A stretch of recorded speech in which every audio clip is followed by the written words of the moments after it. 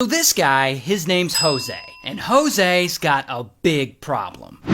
He's dead. Super duper dead. Now how did he get so dead? Well see, Jose's a millionaire. He owns a chain of discount furniture stores called Circle K Furniture, and he puts himself in all the commercials, so he's kind of a local celebrity. Stand with us at Circle K. Buy American. But then, one day, it all changes, because Jose meets this woman, Daphne.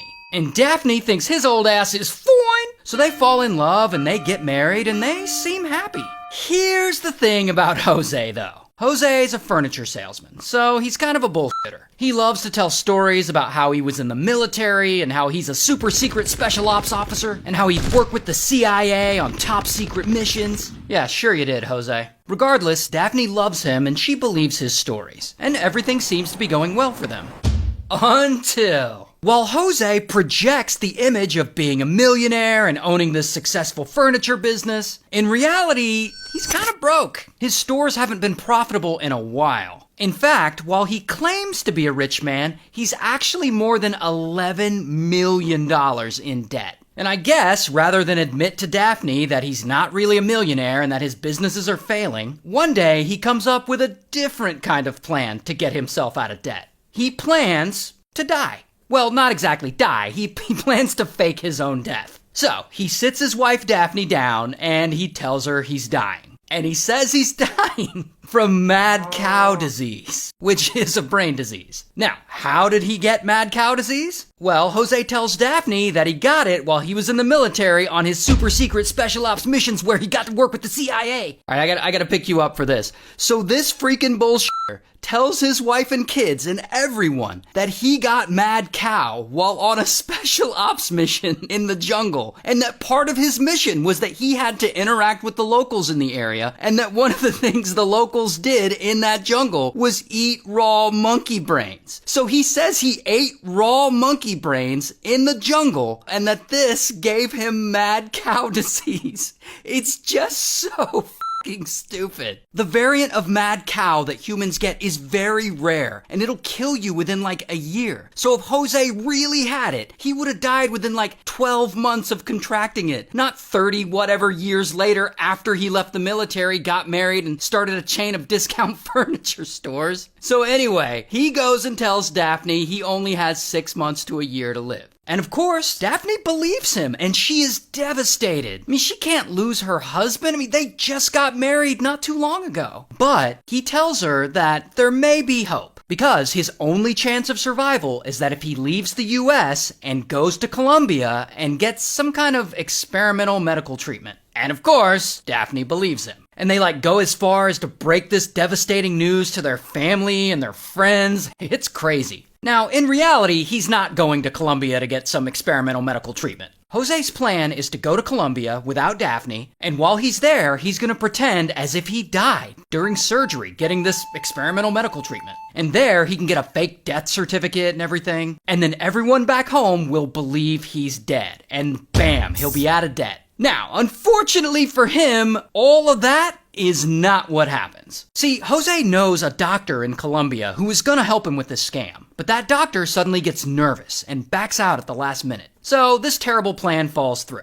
And now Jose's like, shit, now I gotta come up with a new plan to fake my death. And he does. He comes up with Plan B. But in this plan, he's actually going to involve Daphne. So he goes to Daphne, and he sits her down, and he says, "Hey, remember how I said I had mad cow disease? Well, I don't. I had to make all that up to protect you and protect myself and protect our family from danger." He tells her that back while he was in the military on his super secret special ops missions helping the CIA, that while he was there, he actually unalived a dangerous cartel leader on one of his missions in South America a long time ago. And that now the cartel is suddenly seeking revenge on him. Which of course means now he and his family are in danger. And he tells Daphne that he needs to fake his death in order to protect her and him and the rest of the family. And again, of course, Daphne believes him. She's actually like, "Oh, what can I do to help?" So now, together, they come up with a new plan to fake his death. So first, he takes out 7 life insurance policies on himself. Allegedly, they take out $9 million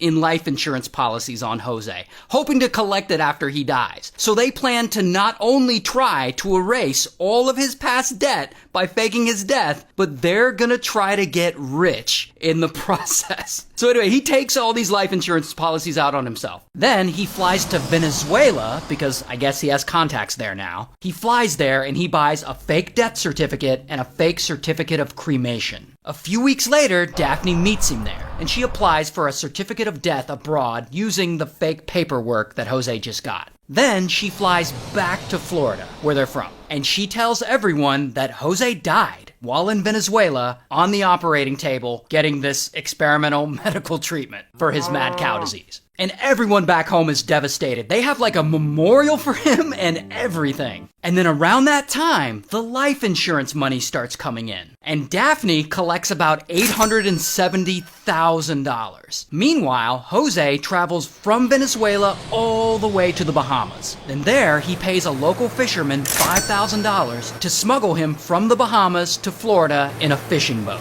Then he meets up with Daphne and they drive from Florida all the way up to a cabin in the mountains in North Carolina. A cabin they had bought years before. And in that cabin, they hide out for 2 whole years. And Jose changes his name, he changes his whole look, he dyes his facial hair, and he starts wearing a toupee. He even applies for a North Carolina driver's license using the stolen ID of a man named Ernest Wills. And it works, like Jose gets one. Then, a few months later, he applies for a passport using that Ernest Wills driver's license he just got. But when the State Department gets his application for the passport, an employee notices something weird on it. Ernest Wills, the real Ernest Wills, already had his information in the federal database. Like the government already had a file on him, including his photo. And wouldn't you know it, the real Ernest Wills looks nothing like Jose. Because the real Ernest Wills is a black guy. And he's actually 8 inches taller than Jose.